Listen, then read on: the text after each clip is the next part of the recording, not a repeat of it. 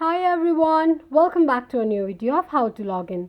Today in this video I'm going to show you how you can unfavorite your items on Etsy. Watch the video till the end. To unfavorite your items on your Etsy, firstly open your Etsy application. The home page of Etsy will appear on the screen. Click on the favorites option on the bottom of the page.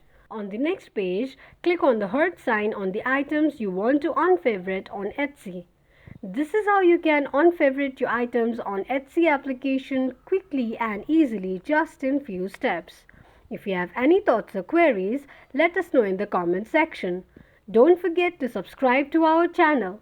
Also, press the notification bell icon so that YouTube will notify you whenever we post a new video. I hope this video was helpful to you. If it was, go ahead and give us a thumbs up. Thank you so much for watching.